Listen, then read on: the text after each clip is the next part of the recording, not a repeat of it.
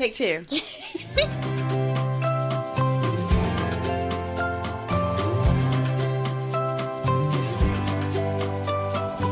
Welcome to the While You Grow podcast with Dr. Courtney Addison and me, Addison Powell, where we will dive into all things pediatrics, occupational therapy, and other important topics around children and development. So, if you are a parent, occupational therapist, student, or just want to learn more about occupational therapy and pediatrics in general, then keep listening.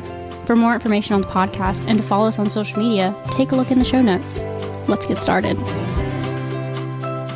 All right, welcome to the While You Grow podcast. I'm Addison Powell. And I'm Dr. Courtney Addison. And today we have Jessica. Why don't you tell us a little bit about yourself? Hi. So I am an occupational therapist here locally to the community, about 30 minutes from Presbyterian College. I work in Newberry County at Newberry Health Hospital, and been there for 9 years, but I've kind of worked in all areas of OT, from home health to outpatient to inpatient, and landed where pediatrics is my favorite. I've kind of grown into a little bit of a leadership role in my position, so with that, I decided to go back to school to bridge from my master's to my doctorate degree.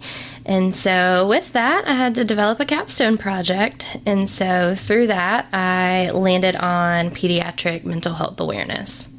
Thank you. That is such a needed area, especially this really connects well into our podcast, the rural health aspect, as well as resources for parents. So tell us a little bit about your project and some of the things that we talked about before we aired.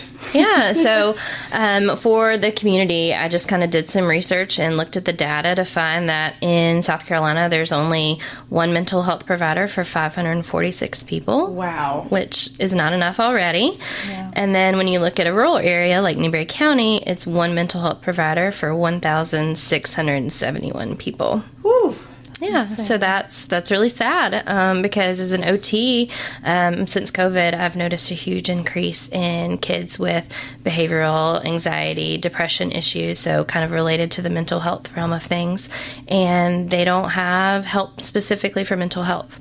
So I saw an opportunity for us as OTs to be able to fill that gap and provide a role for providing more education related to the prevention, the wellness, and just teaching them the strategies for coping, regulation skills to try to address mental health at an early age so that it's not developing into mental illness in the future. So with that, in my community, I did a needs assessment to find out what parents needed. 69% of parents said that they didn't have any resources for mental health or didn't know where to turn to for mental health for school-age children. And then 93% of those parents reported that they did have a resource. They felt like it would be beneficial and useful for them. Very good. That's awesome. So kind of going back to something you said earlier, why post-COVID? What do you think are the biggest influencing factors? And can you kind of clarify, like, any age, like what's the earliest age that you're seeing and helping and those kinds of things? So I start birth with my kiddos, but it's really those kids, honestly, like 2 to 3 years old, like the preschool age kids that are really, really struggling out of COVID with like any kind of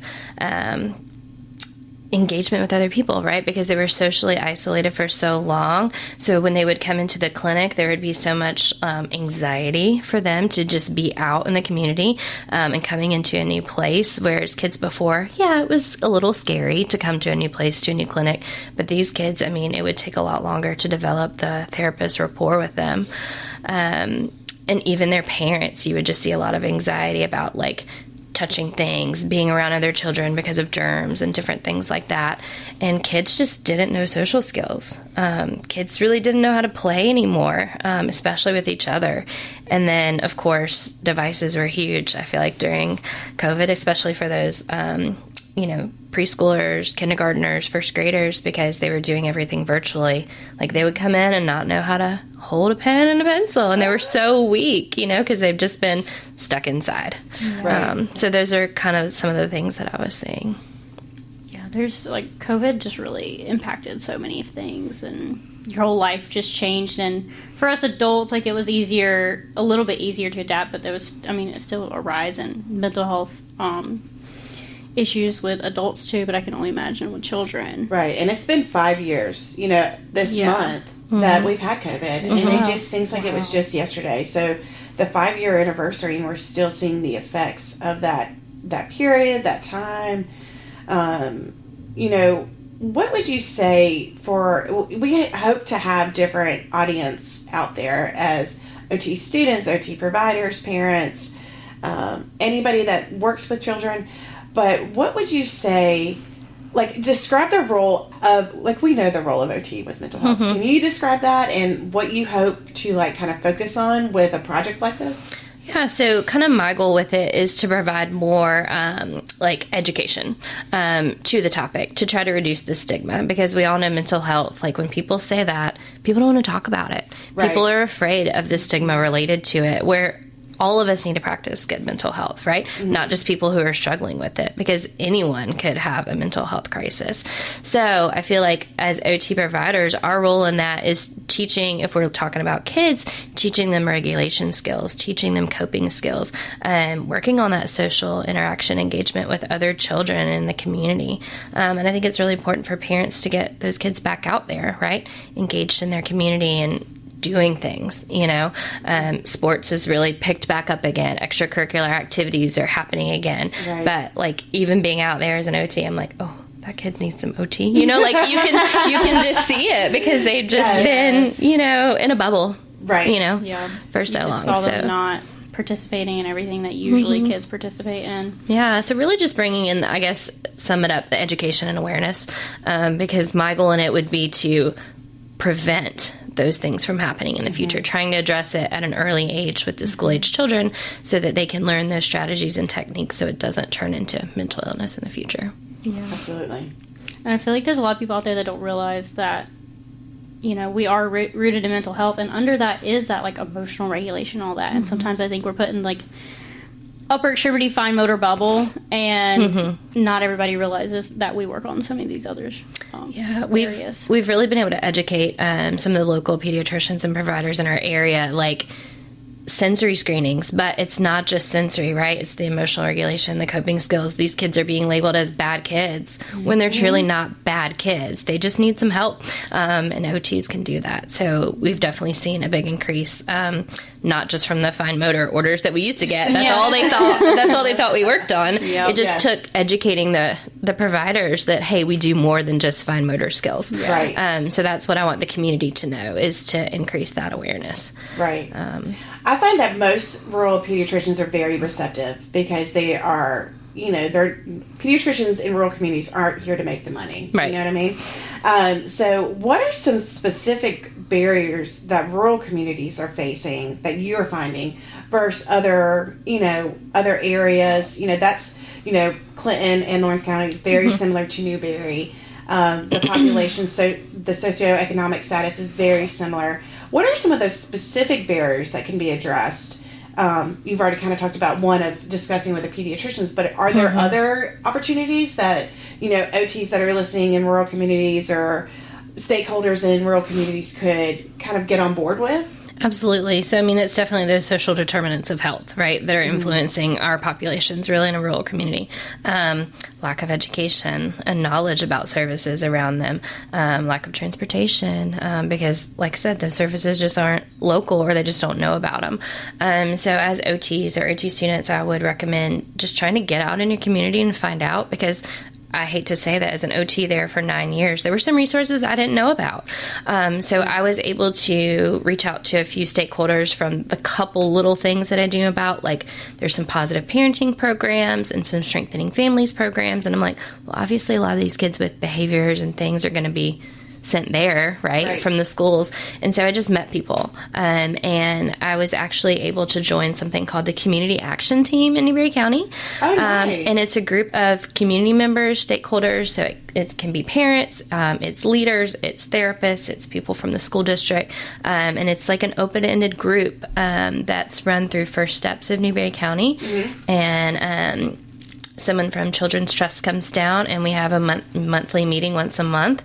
So I kind of got to come in kind of after they'd already established, what they were working on. And their goal was to help improve child well-being in our community. And I was like, well, this is perfect, for what I'm working on. Yeah. So just being in with that group, we are starting to develop and work on a parent workshop coming up.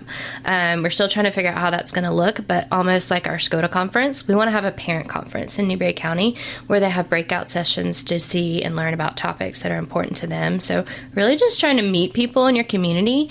That way you can come together, because we are all doing different things, but we can all come together to make that more of a holistic view on how to help these families and children in our community. Right. So through that group, I was able to find that, and I'm hoping to be able to bridge the gap in our community and kind of get everybody together to have a common goal. That's amazing. I think one of the strengths of a rural community, and Addison and I have talked about this, like when you're in the community, you can, once that community has a goal, it's easy to connect with people. People have similar goals and values for their community. And now I can tell you who to contact for this, or I can tell you who to contact for that. But it's about establishing those connections so that you can reach those avenues easier. But once you do, it's easy. It's like, oh, I'm going to call this person for that. Right. And they're going to answer, you know? Yeah. So that was kind of my goal, was to meet all these different community members and stakeholders so that I could develop a resource toolkit for parents.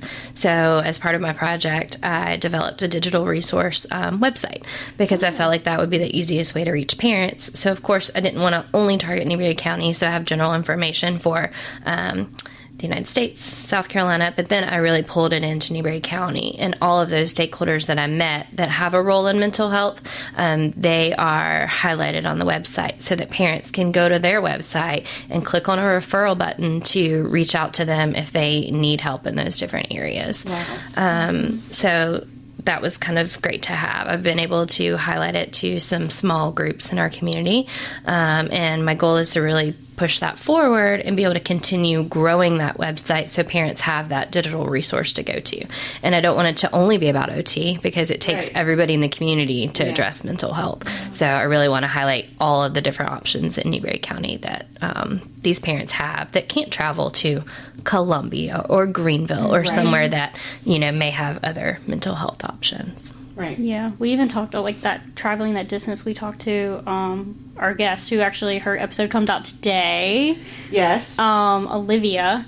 She was talking about how, she has a website for parents to go to for referrals if they need to, but just the fact that the nearest services, I think, for DSS were just out of reach, but and that just seems to be the commonality with these rural communities, is there's just not a lot of access to these resources. Absolutely. I mean, and even with OT alone, I was talking to a colleague yesterday, and there's an 11-month wait list for their clinic, and they have 3 clinics open, and the wait lists for a lot of these are open. So having some different options for parents is so important. So I guess the next I want to kind of shift focus is, how do we change this stigma?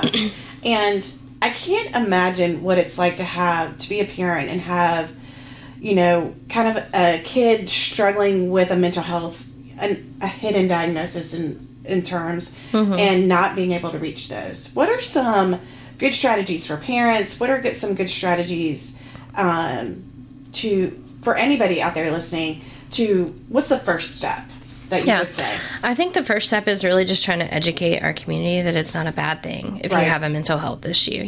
Kind of bring more light to the situation, more awareness to mental health, because the parent, obviously the kid doesn't know they have that issue. Right. It's the parent that's afraid to have that label or have that diagnosis. But the thing is, if we're not addressing it at an early age, then it can lead to way further issues in the future, a ripple effect, right? It's going to affect their quality of life. It's going to impact the parent's quality of life. And then, there's so much research showing that, people who don't get help for mental health leads to homelessness and suicide. So just bringing light to, if you don't address it early, there's so much worse things that can happen, and just trying to teach them that it's okay, trying to normalize mental health a little bit more. Right. And I think being able to share that in the community and kind of create a community of positive mental health through, just different programs in the community, like yoga classes, exercise classes, going and do things that you like to have that good self-care on a daily basis, because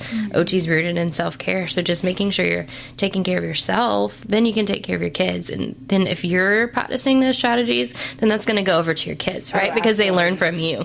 So I think we really have to target the parents right now, because if they're not on board, then the kids can't be on board. Absolutely. Yeah. And are there any, would you say there are any signs or symptoms of maybe that a child does need mental health services that maybe like the common individual parent, provider, anything might not recognize right away that this is an issue?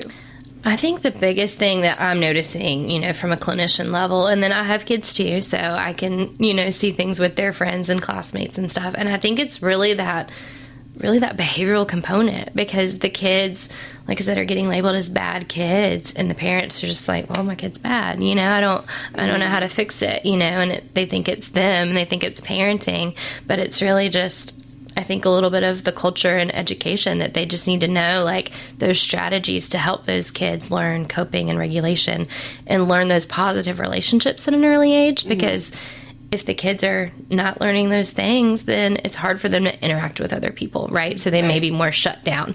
It's hard for them to have one teacher telling you to do things this way, another teacher telling you to do things this way, and that kind of thing. So just learning overall coping skills, emotional regulation, I think that's one of the biggest things, because if kids don't have that, they either shut down or have a huge tantrum, right? And sometimes you can't get past that, because if you're not in a healthy state, you can't learn, right?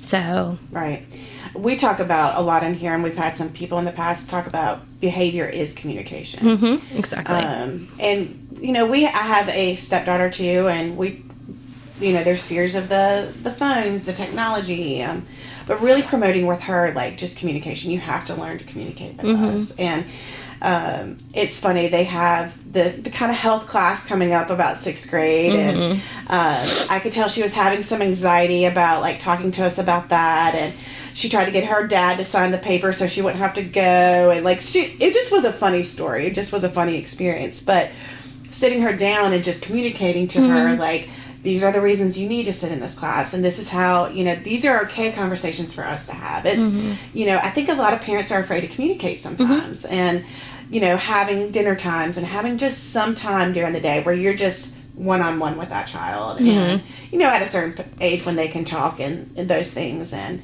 kind of communicate with you. But it's interesting, and nobody has the right way to do it. Like, there's not one way to do it.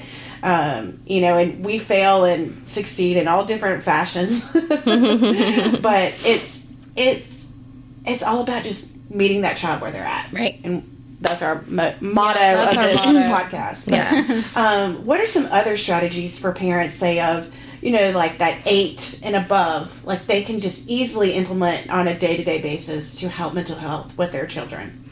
I think the biggest thing is just trying to teach him those self-care strategies at that age, because around that age they're open to knowing, like, if I'm not having a great day, I need a break. Like, what do you need a break to do, right? So, like, if I'm having a rough day, like, I want to go outside, I need some fresh air, or I just need a minute, I want to read a book, I want to take a hot bath, right? So I know what I need to do when I'm having those moments. So them telling them, it's okay, I have those moments too, so this is when I need a break. So being able, like you said, communication, for them to be able to say when you need a break and learn what that break is for those kids, so that they can take that time out to reset and recharge, Absolutely. And what about our younger kids? Like, I just was thinking about the tantrum over chocolate this morning with one of my 2-year-olds. But what about strategies for them? What are some strategies because we all know as practitioners, anxiety can present young. If they're anxious or about situations, or they're anxious about different things. What are some strategies for our younger babies?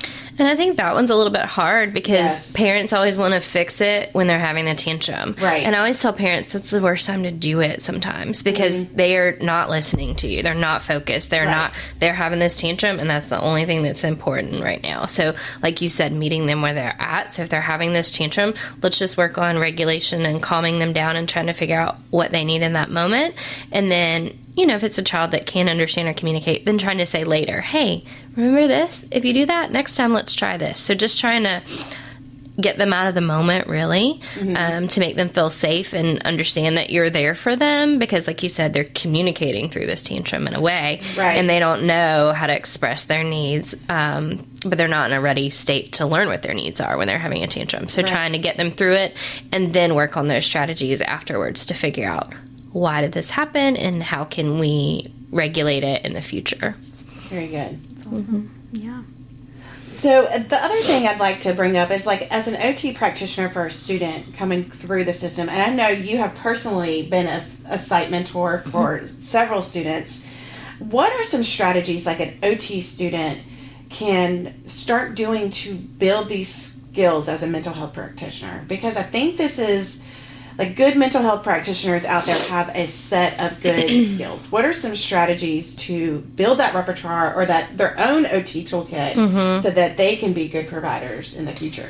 I feel like probably your therapeutic use of self is probably the biggest one for that. Just learning how to listen to others, learning how to, like, take a time out yourself, because sometimes when you're in a treatment session and those kids are having those tantrums and meltdowns, like, it's easy to, like, react and be like, no, like, don't do that. So honestly, learning those strategies to take that, like, emotional intelligence, take that, like, 5-minute pause, or 5-second pause, not 5 minutes, and just kind of, like, think, like, how should I react, to this child, and how should we get through it? So just really being able to build those emotional intelligence skills, I think, and that therapeutic use of self is really important so that you can think about what you're going to do and how you're going to assess the situation before you react to it. Right. I think that's a big one.